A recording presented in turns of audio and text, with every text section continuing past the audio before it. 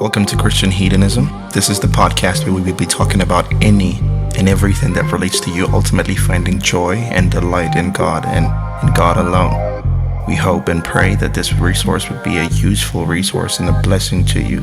Thank you for listening. Enjoy. Today is the second part, or the first part, I suppose. I don't know how I'm gonna... Nah, it's like literally the first part. That was the introductory part. Yeah, it's the first episode on faith, basically. The practicalities. The practicality of it, how to practice faith, what faith is, practically speaking, not just on a textbook level, but when I have to wake up in the morning, what does faith look like in those situations when I have to get to work and stuff? Yeah. And you and I have some scripture behind us, man. Yes. Today we're getting theological. Very theological, yeah. So the passages we're going to be reading from is Genesis 12 and Genesis 22. Yes, we are focusing on Abraham because, yes, he's like, one of the great fathers of faith. We look up to him when we think about, great faith. But it started fairly small if you really look at it. Yeah. So Genesis 12. I'm just going to read verses 1, 2, and 3, and then Teboho is going to read Genesis 22. Now, the Lord said to Abram, "Go from your country and your kindred and your father's house to the land that I will show you, and I will make of you a great nation, and I will bless you and make your name great, so that you will be a blessing." And here is Genesis chapter 22 from verse 9. When they came to the place of which God had told him, Abraham built the altar there and laid the wood in order and bound Isaac his son and laid him on the altar on top of the wood. Then Abraham reached out his hand and took the knife to slaughter his son. But the angel of the Lord called to him from heaven and said, "Abraham, Abraham." And he said, "Here I am."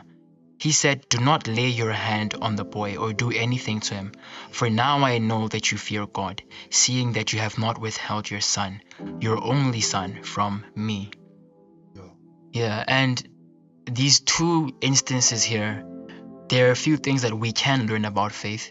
There are four things actually which we'll get into, but for your benefit, please read the whole section in Genesis about Abraham. It's about 10 chapters or so. This will really help to fill in the gaps as well, and also for you to read your Bible, because you need to do that. Cool kids read their Bibles. Cool Christians read their Bibles.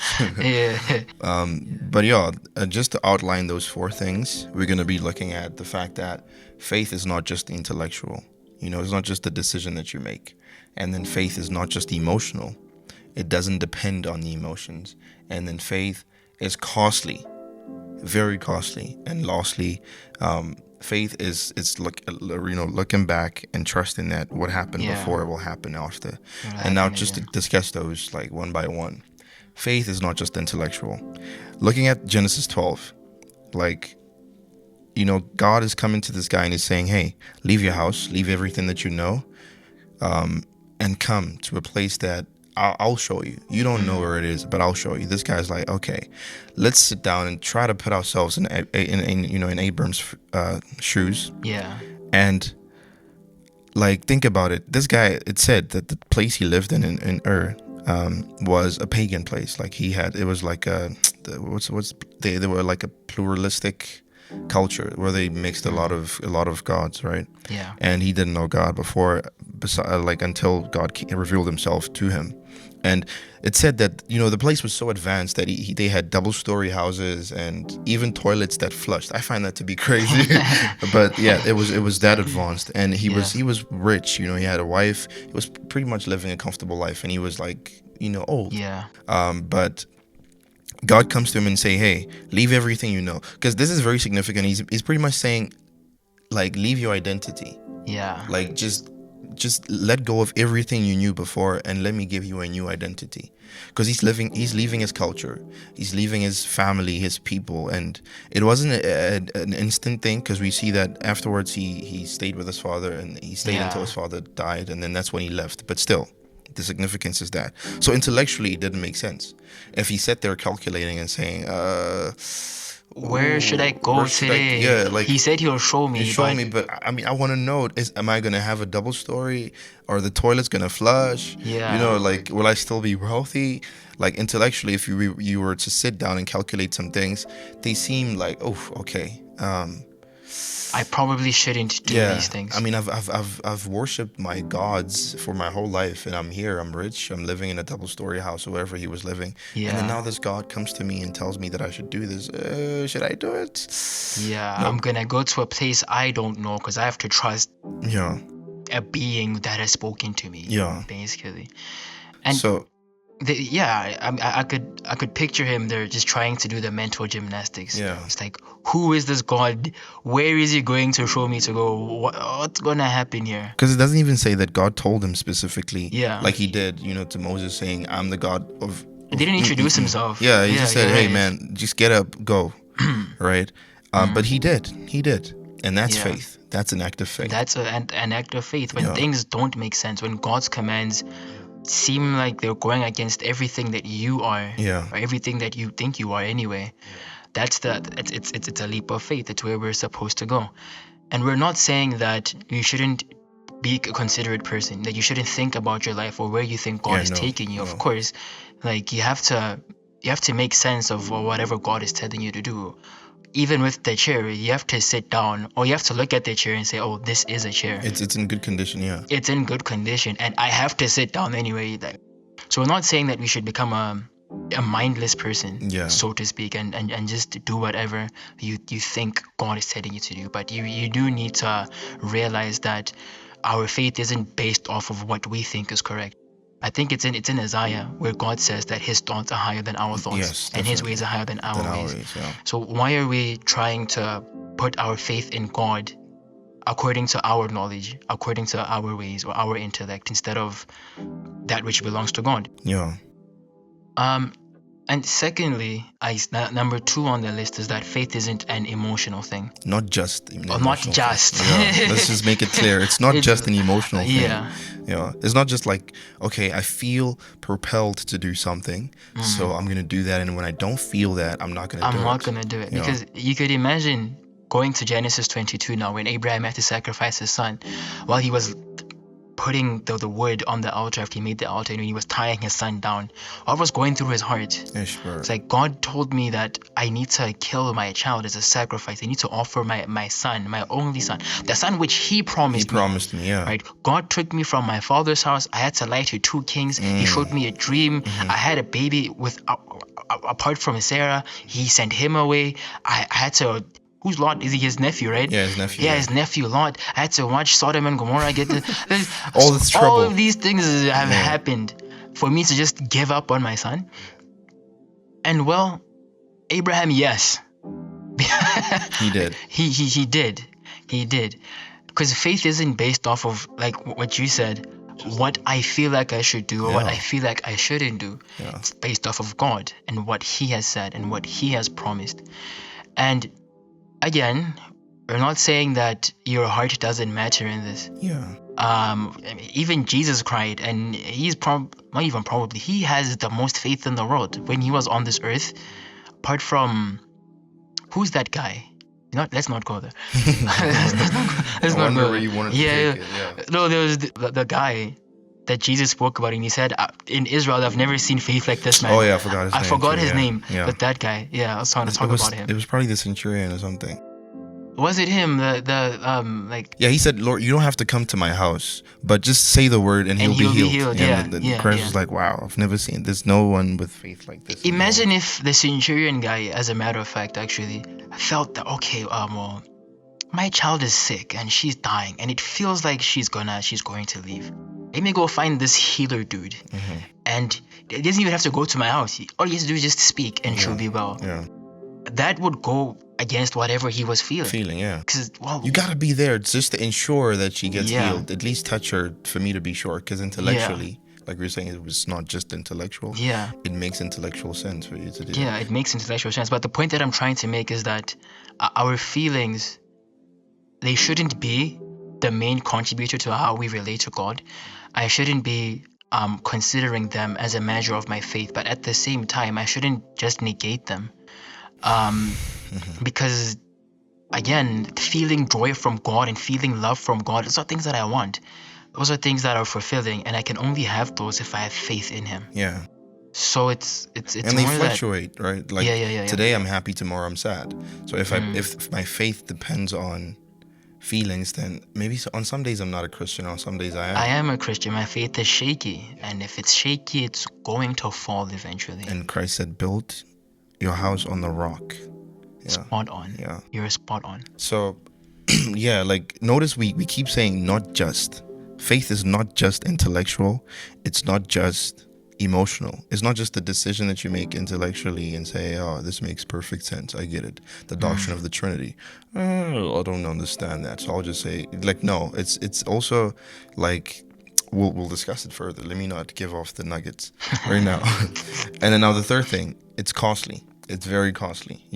Even going back to Genesis 12, when he was leaving, like we said, he left his identity, he left his comfort, his family, the culture he knew, he was comfortable with, and he was sacrificing a lot of things. He didn't know where he was going. He could have been harmed on the way. He could have gotten there and be killed by some people.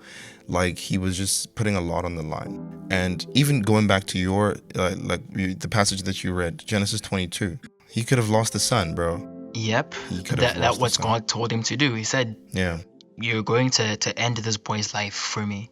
He left what he knew, left the things that he possessed the most. Yes. You're reminding me of where Christ said that if anybody wants to come after him, he needs to pick up his cross and to follow him. Yeah. And it's going to cost you a lot. It cost you comfort. It might cost you friends. It might cost you relationships. It might even cost you your life. It might even cost you your life as those martyrs. As the martyrs, as whoever it is that has lost their life for the sake of the gospel. But on the other hand, not only is faith a costly thing, but man, it's rewarding. Yes. All the stuff that you're going to lose from God or for God, you'll be gained so much more than we can imagine or even expect. Because look now, because Abraham from Ur decided to leave and follow God, you and I are recording this podcast. Bro, yeah, true. Look at the result of that. It's not. He doesn't just have a house, but he, like, in a way, he's inherited the land and the people to himself now. Ah, wow. 4,000 years, it seems like. Yeah. From Abraham deciding to have faith in God, and look at how the world did change off of that alone. Imagine how things would have been if Abraham didn't decide to go. If he didn't decide to sit on that. Things would have been way different now. Yeah, sure. So it's rewarding. It really is. There's nothing that God will not give you which isn't good for you. Especially if you had to lose things for him. Yeah. But even that could be God giving you something. Yes. Just releasing an idol or an emotional attachment to something. Mm-hmm. Whatever it is. More reasons to believe in him, actually. Yeah, you're going to be at a place where you need him more. And it's when we need him the most that we receive most from him anyway. Yeah.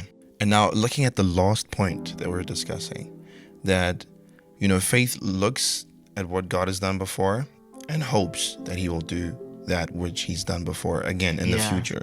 Because, like, look at Abraham now. Like, looking at all that God has done, and when you look at Hebrews, it says he trusted that God would even bring him to life, because he saw, like, okay, God pretty much gave me this son in the midst of no hope. There was no hope. My wife was just barren. Mm-hmm. There was literally no hope, but he made it possible. And if he did that, he certainly can make it possible for him to even resurrect or give me another son. Who knows? But still, like, he was like, okay, it's happened before. It can happen again. So even in our lives, like we were discussing in our previous episodes, when you see how God is working in other people's lives, you're like, okay, God, you've done that before. Many times, even when we read the Bible, that's why we should keep reading it, to remind ourselves of all these things that God has been doing. And God even does that when he comes to his people. I am the Lord who brought you out of Egypt. This is what I've done for you before. Don't forget. So whatever I'm going to say now, take it seriously and believe in it and trust that it's going to happen, because I've done this for you, right? I've meant what I said before, and it's not going to change anytime soon. Yes. Yeah. So, and that's awesome. That's very awesome, because now we have evidence. We have evidence that God truly works, and he will work in my life. He's worked before. You know that whole saying, if it ain't broken, don't fix it. It's like, it's happened before. Like, just, it's definitely gonna work tomorrow.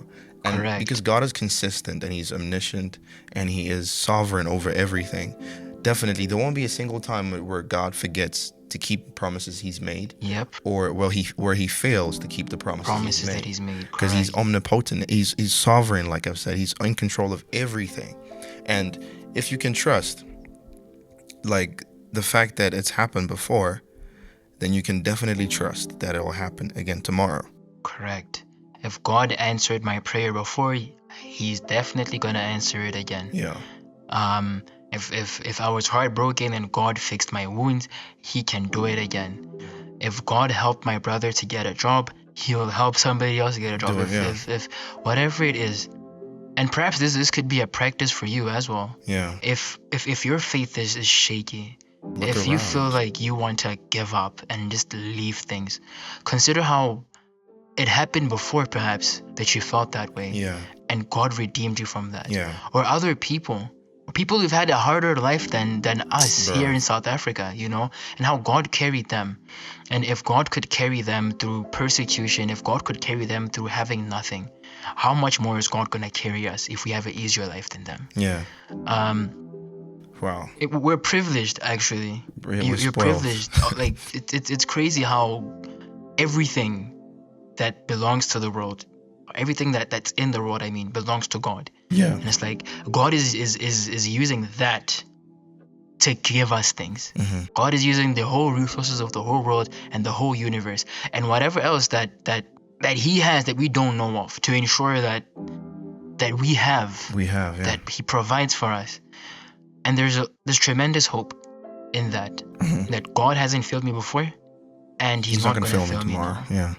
And think about how, like, just to end it, just to conclude all this, think about how much more you will be delighted in God if you are sure that, you know, this God that I hope in, he's not going to fail. What he's done before, it's going to happen. What he's promised is definitely going to happen. Yeah. And it's not just, I don't have to understand this. Remember, it's not just intellectual. I don't always have to understand what he's doing, but I know he's working. I don't always have to feel. Remember, it's not just emotional. I don't always have to feel like he's working in my life, but he is working in my life. And yes, it might cost me some time right now. It might cost me like my life right now, but it's rewarding. It's rewarding. I will be more delighted in him, and I will ultimately be with him, which is something that as Christians we aim for. And there is nothing in the world that can satisfy me like that will satisfy me. Yep. You know? There's nothing else for me out there. Yes. There's nothing else that can and will satisfy me like God. Yeah, well, that's it, ladies and gentlemen. I pray that you think about these things very deeply and try to look at, you know, how God is working faith in people around you. And if your faith is wavering, think about the time when you were in, like Teboho said, you were in the same situation, but God carried you through.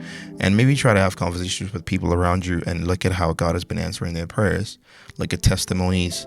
And that is very fruitful. It's very good for our faith, because it kind of reminds us that, hey, God works, you know. God is active.